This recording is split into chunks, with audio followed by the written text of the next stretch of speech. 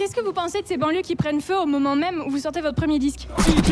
Salut les amates, une petite vidéo très rapide parce qu'en fait voilà, j'avais besoin de réagir à chaud sur un film que j'ai vu hier soir, mais voilà, j'ai pas beaucoup de temps pour faire du montage, etc. Donc voilà, hein, ça va être un peu un one shot sans montage.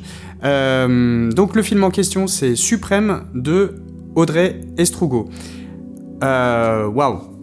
Je suis complètement sur le cul. C'est un super film, quoi. C'est un biopic. Donc, pour ceux qui n'auraient pas vu les bandes annonces, donc voilà, c'est un biopic sur le groupe très très connu. NTM, Suprême NTM, puisqu'il s'agit même du POSI, hein, donc d'une trentaine de jeunes qu'on suit dès 1989 avec la carrière hein, qu'on connaît de ce groupe, donc composé essentiellement de Joey Starr et Cool Chain, sachant que j'ai complètement zappé le nom des autres, hein, donc de la chorégraphe et du DJ. Je vous dis, j'ai rien préparé, je fais vraiment une réaction à chaud, parce que vraiment c'est un film qui m'a...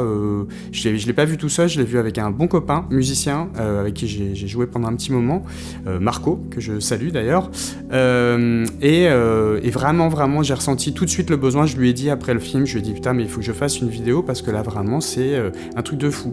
Alors vous me direz, bah le film est pas à l'affiche, bah oui, puisque en fait j'ai pu bénéficier, je suis un chanceux qui a une petite carte de cinéma, et cette semaine c'était le festival Première, qui je pense est un peu partout en fait, sur Paris en tout cas, donc pas mal de cinémas partenaires, et donc j'ai pu avoir une place très facilement pour aller à une avant-première qui est vraiment très très en amont, hein, puisque le film ne sortira qu'au mois de novembre, je crois, fin novembre. Vous voyez, j'ai même pas vérifié la date. Et là, voilà, on était le 28 septembre, hein, donc c'est vraiment très longtemps avant, et c'est génial parce que du coup, ça me permet de vous dire tout de suite à chaud que il faut courir aller voir ce film, quoi. Juste courez-y dès qu'il sort parce que c'est une tuerie. Moi, je trouve que c'est une tuerie, c'est une bombe. C'est hyper bien fait, on était complètement bluffé par la qualité de la reconstitution, surtout hein, historique, on peut dire, de l'époque, hein, donc je vous dis toute fin des années 80, et puis on suit sur quelques années donc le POSI, hein, Suprême MTM. Les comédiens sont complètement hallucinants. Franchement, là, on a des tueurs, hein, clairement. Donc, je me suis juste noté, évidemment, le nom des comédiens en question. Donc, pour Joey Starr, c'est Théo Christine, que j'avais personnellement déjà remarqué dans un épisode de 10%, où il donne la réplique, et c'est assez drôle d'ailleurs, à Franck Dubosc. Et c'était un super épisode hein, de 10%. Et donc Cool Chain est incarné par alors je pense que je vais mal prononcer, je sais qu'on dit Chandor, mais après Funtek, son nom de famille, et puis il y a aussi donc Félix Lefebvre par exemple, hein, qui fait leur manager, et puis tant d'autres comédiens, franchement qui sont tous au diapason. Là on sent un collectif. Déjà, il faut savoir que c'est un film qui a eu, la bénédiction hein, de Joey Starr et Cool Chain. C'était la trouille d'ailleurs de Audrey Estrugo. J'ai encore maté tout à l'heure une de ses interviews, et où elle disait effectivement que c'était un peu son canne à elle. Je reprends ces mots. C'était surtout sa montée des marches. C'était que de savoir ce que Joey Starr et Cool Chain allaient penser du film. Et voilà, à son grand soulagement, apparemment, ils avaient beaucoup apprécié, ils étaient émus, et c'est vraiment ce qu'on ressort du film avec une impression comme ça de waouh, déjà un biopic réussi. Alors je sais pas pour vous, moi je trouve que c'est un genre de film qui est très très très casse-gueule et rarement réussi. hein, j'avais vu, bon, j'ai pas vu le film, mais j'avais vu toutes les réactions, notamment sur le film, je me rappelle plus du titre, ça y est, Bohemian Rhapsody, c'est ça, sur Queen. Bon voilà, hein, les gens qui avaient été extrêmement déçus par le traitement qu'ils avaient fait, notamment du personnage de tous les manques qu'il y avait sur le personnage de Freddie Mercury. Moi, j'ai pas du tout cette sensation avec ce film. Alors, les puristes pourront peut-être corriger, mais mettez en commentaire hein, si, quand vous l'aurez vu, en tout cas. Même dans longtemps, c'est pas grave.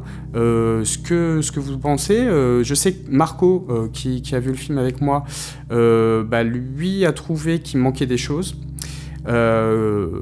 importantes de la vie, qu'il connaît très très bien, de Cool Chain et Joey Starr. Il y a un parti pris, je vais rien vous dévoiler, hein, puisque bon, même si elle le dit en interview, donc c'est pas non plus une surprise, mais sur le personnage notamment, enfin, la personnalité plutôt de Joey Starr, ses choix ont été de privilégier son rapport à son père, par exemple, hein, c'est ça qui le définit.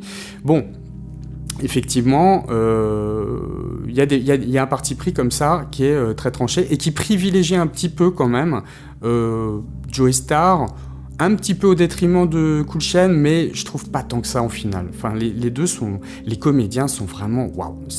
On y croit à 300%. On est avec eux, on rigole, on s'émeut, on est à fond. Et puis en plus, voilà, il y a du rythme. C'est extrêmement bien pensé cinématographiquement. Il y a des scènes. Là, je vais essayer de ne rien spoiler parce que bon, même si moi personnellement je me fous complètement des spoilers en général, je me dois de vous respecter là-dessus. Comment dire, il y a une scène, on va dire ça comme ça, de façon très floue, où il y a une mise en scène, je crois que c'est un plan séquence. En tout cas, c'est fait de telle façon qu'on ne voit absolument pas s'il y a du montage.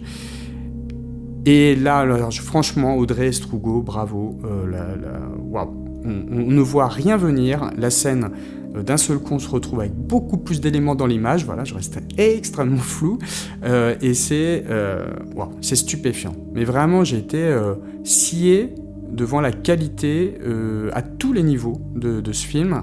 Alors bien sûr, comme c'est quand même, on parle d'un groupe de hip-hop, hein, si ce n'est le groupe de hip-hop le plus emblématique de la scène française à ce moment-là, avec Assassin, avec IAM évidemment, enfin voilà, tous ceux qui fonctionnaient le plus.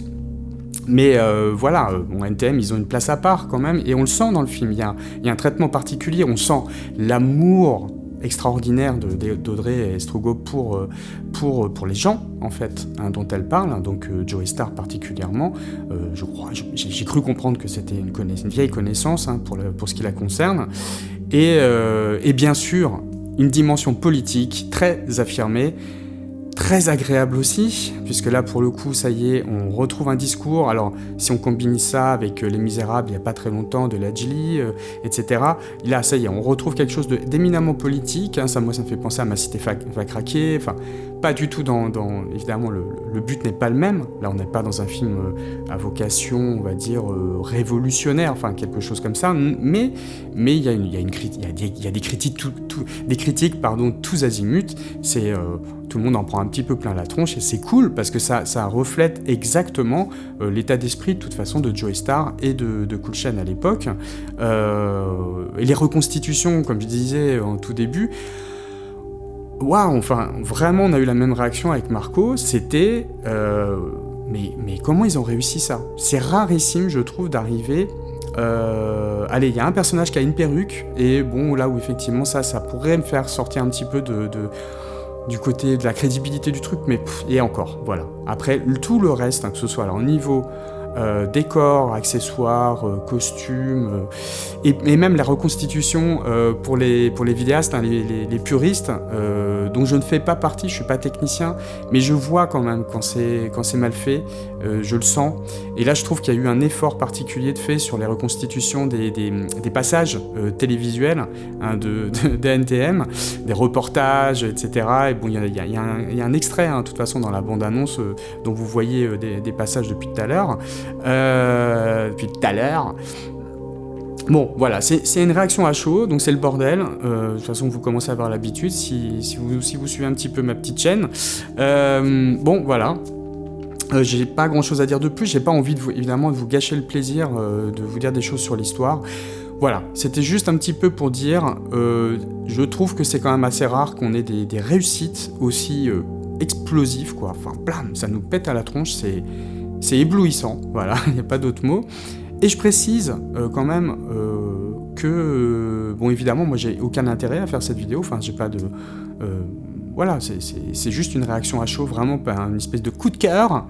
Mais je précise aussi que voilà, j'ai croisé le chemin d'Audrey Strugo il y a longtemps.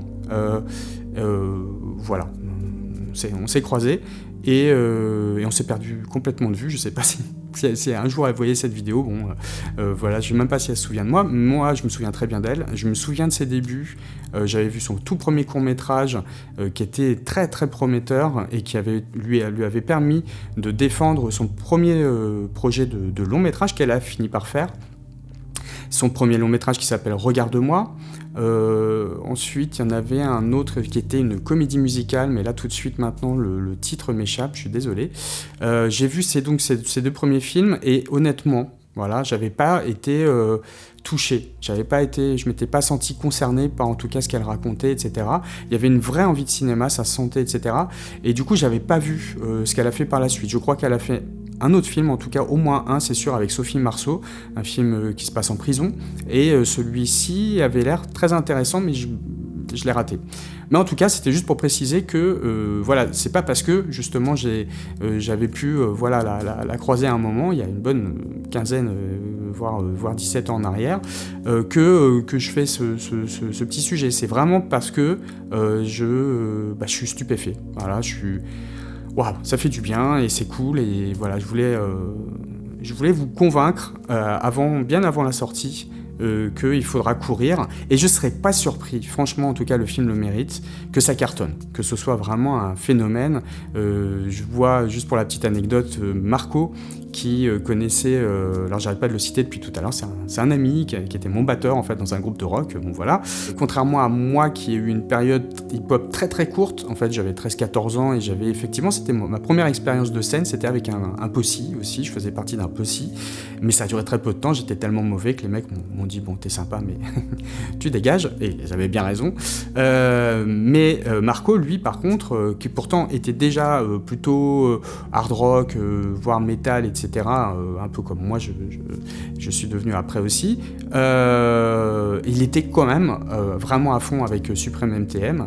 Le premier album il le connaissait par cœur et il scandait toutes les paroles. Hier soir j'étais scié en fait, je connaissais pas cet aspect de ce gars là, putain franchement pour un rocker ça fait du bien. Et justement il y a une scène justement qui fait écho à ça dans le film, je vous laisserai le découvrir, mais qui est vraiment super parce que on voit qu'Audrey elle a bien bossé son truc, je pense qu'elle connaissait de toute façon, mais quand on connaît un peu voilà l'histoire de la pop, mais même du rock, de la musique en France, enfin voilà, qu'est-ce qui s'est passé depuis les années 70 en gros, voilà, le rock alternatif français, la scène rock, est-ce que c'était la scène musicale française à la fin des années 80, début 90, et là franchement Audrey elle fait juste une petite fenêtre comme ça, et elle l'ouvre et waouh, enfin je veux dire, là c'est brillant, enfin voilà, c'est brillant au niveau de la reconstitution, au niveau de l'état d'esprit, c'est hyper positif, ça défonce tout, putain courez-y, non c'est vraiment...